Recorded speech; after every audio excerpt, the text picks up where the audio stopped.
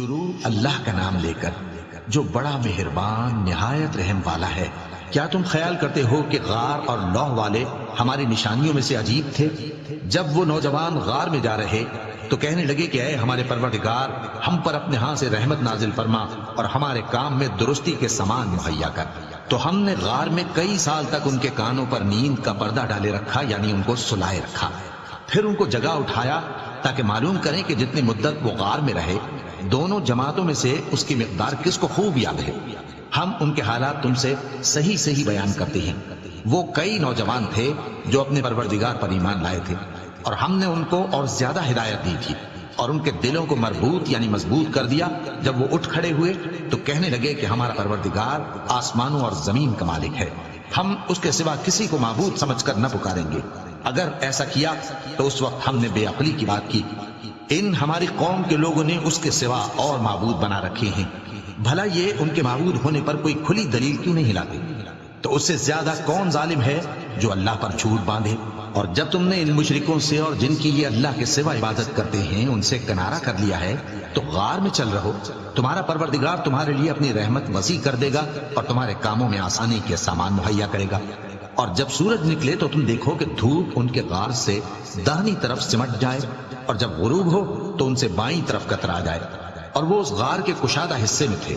یہ اللہ کی نشانیوں میں سے ہیں، جس کو اللہ ہدایت دے وہ ہدایت یاب ہے، اور جس کو گمراہ رہنے دے تو تم اس کے لیے کوئی دوست راہ بتانے والا نہ پاؤ گے۔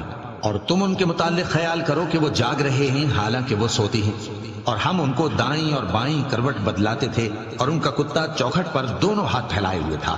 اگر تم ان کو جھانک کر دیکھتے تو پیٹ پھیر کر بھاگ جاتے اور ان سے دہشت میں آ جاتے۔ اور اسی طرح ہم نے ان کو اٹھایا تاکہ آپس میں ایک دوسرے سے دریافت کریں۔ ایک کہنے والے نے کہا کہ تم یہاں کتنی مدت رہے؟ انہوں نے کہا کہ 1 دن یا اس سے بھی کم۔ انہوں نے کہا کہ جتنی مدت تم رہے ہو تمہارا پروردگار ہی اس کو خوب جانتا ہے۔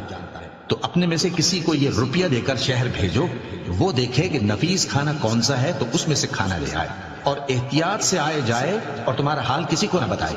اگر وہ تم پر دسترس پا لیں گے تو تمہیں سنسار کر دیں گے یا پھر اپنے مذہب میں داخل کر لیں گے، اور اس وقت تم کبھی فلاح نہیں پاؤ گے۔ اور اسی طرح ہم نے لوگوں کو ان کے حال سے خبردار کر دیا تاکہ وہ جانے کہ اللہ کا وعدہ سچا ہے، اور یہ کہ قیامت جس کا وعدہ کیا جاتا ہے اس میں کچھ شک نہیں۔